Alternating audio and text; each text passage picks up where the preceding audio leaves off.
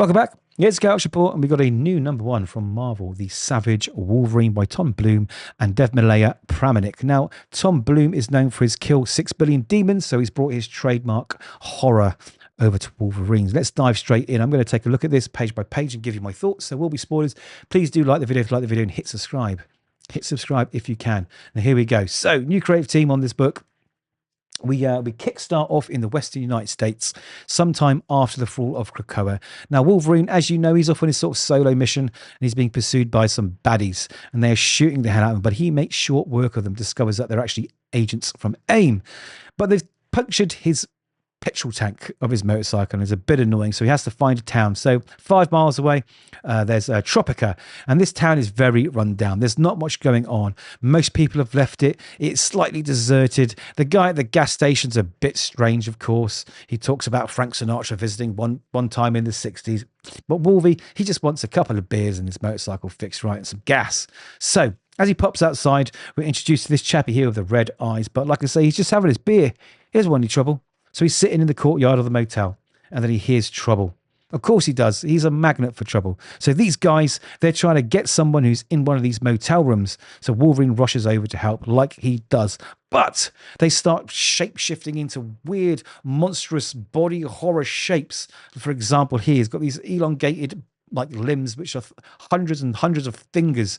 And there's a slicing, there's some dicing. Wolverine needs to get into that room to try and save whoever's in there. So after the slicing and dicing, he talks to this chap, and we discover that this chap is a ex-member of the radio station, a journalist named Jack Mason. But before that happens, we get a gruesome scene here where the villain, or rather this chappie, who looks like a mutant, but we'll find out later that they're not mutants, with all these multiple hands, starts strangling himself and killing himself, which is really, really dark. I quite like that moment. Anyway, Jack Mason, he's been hiding out and his whole life has changed recently, much like everyone's life in this town. This town was abandoned by mutants. Everyone left in the Krakoa days and left this town to rot. And in its place, this chappie here called Hardy has pretty much taken over the town. He has a vice-like grip on the town. He runs the radio station, and over the last few months, he's forced out all the other radio stations and only broadcast his. And it's not good stuff either. It's definitely anti-mutant. It's propaganda filled, not a pleasant person. So Wolverine's a bit grumpy about this, not happy. He wants to find out what's going on. And they believe that there's been some secret government funding too. So the government might be involved. Now, this Hardy chap has a long, long reach. And of course, he has his fingers in many pies, including the law, who turn up to try and take old Jack Mason away and get rid of this interloper. So Wolverine decides he's going to go out and just talk. But of course, they just open fire straight away and they take Jason away. Wolverine's not happy with this and he awakens after his healing factors kicked in and he wants some answers. He really wants some answers. So he goes back to the gas station and he gets himself another beer, spits out a bullet. I like that scene. That is really cool. And he borrows the car from the gas station guy who's just closing up, and he drives to this radio station. Try and find Hardy and try and find what's going on. We discover from this gas station guy that they're not very pleasant people in this town. They're very, very anti-mutant, very, very racist. They blame Krakoa for everyone leaving. So there was a lot of mutants apparently in this town. And as soon as Krakoa appeared and the invitation to go and live in Krakoa was offered, all these mutants left, leaving the townsfolk here to fend for themselves. And the whole town fell apart. You know, it's not making any money. Things are getting to sort of beat down and decrepit. And they blame the mutants for it. But they believe that it's Tom Hardy. He's a bit of a savior. He's a bit of a sort of like godlike individual, and has been given them an inoculation of a kind, some kind of inoculation. Now Wolverine believes that all these twisted amalgamations of weird fingers and people are mutants, but they are not mutants. We find out soon. It's something to do with this inoculation. Anyway, as they get closer to the radio station, they're attacked. They're attacked by more of these twisted, grotesque humans that have been deformed and messed up, and they are going for it. This guy, Hardy, wants to get Mason in his hands, and he'll kill anyone who stands in the way. But Wolverine's not going to give up. He tries to explain that this is not how mutation works. There's no inoculation that can create mutants or stop you from becoming a mutant. But he's going to take it up with Hardy. So they get in there and we find Hardy is giving old Mason a bit of a hard time. And he's blaming him for lots of things and says, you know what? You know, you shouldn't try to expose me. I'm going to end you. I'm the best thing that's happened to this town. And he says, no, you're not. You're nothing but a parasite. You know, and so he scratches him.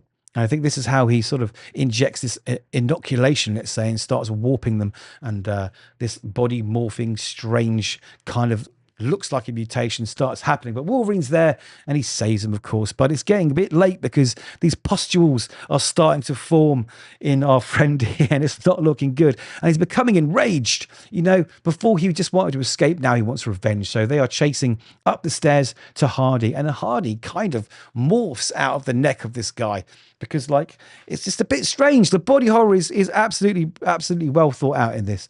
And they know that they've got to get to Hardy. They kill Hardy, maybe this all stops. So we get some slicing, some more dicing. We get to the top of the stairs. And there's more slicing and more dicing. And then there's more pages. There's chainsaws. There's more snicks that you can, I don't know, shake a stick at. And it's just kill after kill after kill to get up the stairs to the man behind this grotesque deformations that are happening outside. So he's a mutant hating person, as you know. You can see him here, and he himself morphs into this weird amalgamation, and Wolverine starts slicing him and dicing him. But it's not working. It is not working until the reporter guy, I've forgotten his name, Mason, he turns up, and suddenly he's got powers, and this blinding light absolutely decimates old Hardy. Now, after some more body horror and some more blood, we find out in actual fact he was a mutant himself, and he decided not to leave this town all those years ago to go to Krakoa because he thought it was betraying the town and the people of the town. But he's been hiding his mutant powers. He didn't realize how strong his mutant powers were because he didn't want to use them, and he was scared because, you know, they're all mutant hating anyway. So he kept it to himself. What we do see is the townsfolk, they start recovering from whatever was going on. It's almost like you kill like the hive. You kill the queen, and the rest sort of return back to normal form. And he says, listen, you know, you can come with me. You're not going to be safe for these. But he says, no, I'm going to stay here. This is my town. I need to help repair it. He says, listen, before I go, I'm going to give you something that you're going to need. You're going to need this. I don't give this out lightly. And he leaves. And what was the gift? That's right. It was 5 beers of his 6-pack to help along his way. So there we go. A self-contained story. The art was okay. The body horror was brilliant, really well thought out, nice designs. A bit of a non-story, really. I mean, it was just another Wolverine versus, you know, mutant-hating bad guys, but with lots of body horror thrown in. But it wasn't terrible. I quite enjoyed it. It felt like a long read, I'll give you that. But there we go. There's not much more to report about this book. It's fun. I think it's a good start for a new series. I mean, maybe Savage Wolverine is going to be a series of one-shot stories where we get little looks at Wolverine and all the crazy stuff that's going on that he stumbles across. So yeah, I didn't mind it. I didn't love it, but I didn't mind it. And I'm looking forward to see what Tom Bloom and Dev Malaya Pramanik can do. So there we go. That's my review. Let me know your thoughts. Like the video and subscribe if you can too. I'd really appreciate it.